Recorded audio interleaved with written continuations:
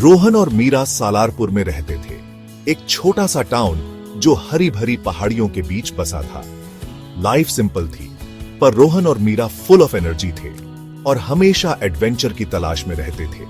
जब दूसरे बच्चे कॉमन गेम्स खेलते थे, रोहन और मीरा को एक्सप्लोरिंग करना पसंद था। पास के जंगल और छोटी नदी उनके प्लेग्राउंड थे। उनके पेरेंट्स अक्सर बिजी रहते थे, जिससे उन्हें घूमने फिरने की फ्रीडम मिल जाती थी। वो छोटे टिफिन बॉक्सेस में पराठे और आम का मीठा अचार पैक करके अपनी छोटी जर्नीज पर निकल जाते थे। सालारपुर का हर कोना उनके लिए एक मिस्ट्री था। उन्हें लगता था कि कुछ मैजिकल उनका इंतजार कर रहा है। सालारपुर के बड़े बुजुर्ग भूले हुए रास्तों और छुपे खजानों की कहानियां सुनाते थे। रोहन और मीरा बड़ी बड़ी आंखें करके सुनते थे और ऐसी चीजें ढूंढने के सपने देखते थे। ज्यादातर लोग सोचते थे कि ये सिर्फ कहानियां हैं, पर इन भाई बहन को कुछ और ही लगता था। उन्हें अननोन की तरफ एक खिंचाव महसूस होता था। इस समर उन्हें यह बहुत स्ट्रांगली फील हुआ, कुछ एक्साइटिंग होने वाला था। सालारपुर के किनारे के पास एक बहुत पुराना बैनियन ट्री खड़ा था। बच्चे उसके पास बहुत कम खेलते थे, कहते थे कि वो बहुत स्पूकी है। लेकिन रोहन और मीरा ऐसी जगहों की तरफ खींचे चले आते थे। एक गर्म दोपहर उन्होंने उस बड़े से बैनियन ट्री के नीचे रेस्ट करने का सोचा। मीरा एक जड़ पर पैटर्न्स बना रही थी और रोहन एक गिलहरी को देख रहा था। अचानक मीरा को कुछ अजीब लगा। जमीन का एक हिस्सा ढीला सा लगा। रोहन, जल्दी आ, मीरा ने एक्साइटेडली फुसफुसाया। दोनों ने मिलकर कुछ सूखे पत्ते और ढीली मिट्टी हटाई तो एक छपटा पत्थर दिखा। ऐसा लग रहा था जैसे किसी ने उसे वहां रखा हो। उनके दिल जोर जोर से धड़कने लगे। उन्होंने एक मजबूत डंडी से उसे हटाने की कोशिश की। पत्थर दिखने से ज्यादा भारी था। उसके नीचे एक अंधेरा सा छेद था, बस इतना कि एक बच्चा उसमें से घुस सके। उसमें से एक ठंडी सीलन भरी महक आ रही थी। यह सिर्फ एक छेद नहीं था, यह एक शुरुआत थी। रोहन और मीरा उस ओपनिंग को घूर रहे थे। उनकी आंखें हैरानी से बड़ी हो गई थीं। डर और एक्साइटमेंट की एक लहर मीरा की रीढ़ में दौड़ गई। रोहन को अपनी पल्स तेज होती महसूस हुई। यह किसी भी कहानी से बेहतर था। यह रियल था। क्या हमें अंदर जाना चाहिए? रोहन ने धीरे से पूछा। मीरा ने होंठ चबाए, अंधेरे और पॉसिबल खतरों के बारे में सोचते हुए। लेकिन एडवेंचर का खिंचाव ज्यादा मजबूत था। हाँ, उसने पक्के इरादे से कहा, हमें जाना ही चाहिए। वो जानते थे कि यह कोई गेम नहीं है।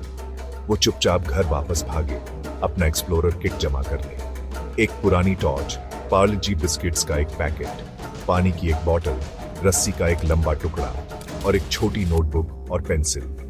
अपना सामान लेकर वो बैनियन ट्री के पास वापस आ गए। ओपनिंग अभी भी वही थी, उनका इंतजार कर रही थी। आसपास की दुनिया जैसे गायब सी हो गई।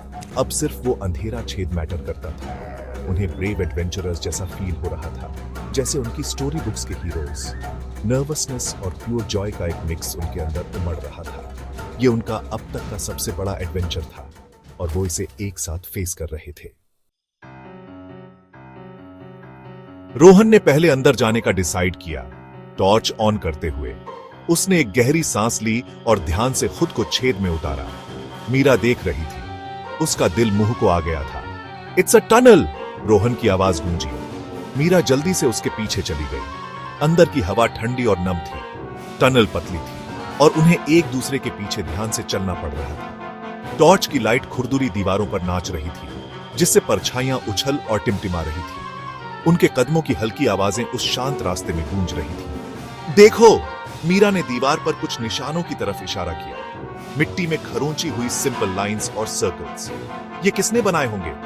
मिस्ट्री हर कदम के साथ और गहरी होती जा रही थी। उन्हें पास्ट से एक कनेक्शन महसूस हुआ। वो और गहरे जमीन के अंदर जाते गए। सालारपुर की आवाजें गायब होती गई। सिर्फ पानी की टिप टिप और उनके अपने दिलों की धड़कन सुनाई दे रही थी। उनकी क्यूरियोसिटी उन्हें आगे बढ़ाती गई। वो पतला सा रास्ता अचानक एक छोटे से चेंबर में खुला। टॉर्च की लाइट ने उन्हें और भी दिखाया।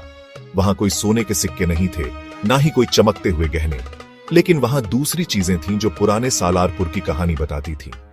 एक कोने में कुछ टूटे हुए मिट्टी के बर्तन और मेटल का एक झंग लगा टुकड़ा पड़ा था। मीरा ने एक चिकना तराशा हुआ पत्थर उठाया। ये किसी राजा के लिए खजाना नहीं थे, पर रोहन और मीरा के लिए ये खजाना थे। ये एक भूले हुए जमाने के क्लूज थे।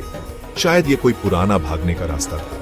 उन्हें एक अजीब सी हैरत और इज्जत महसूस हुई। उनके छोटे से शांत सालारपुर में जमीन के बहुत नीचे सीक्रेट्स थे।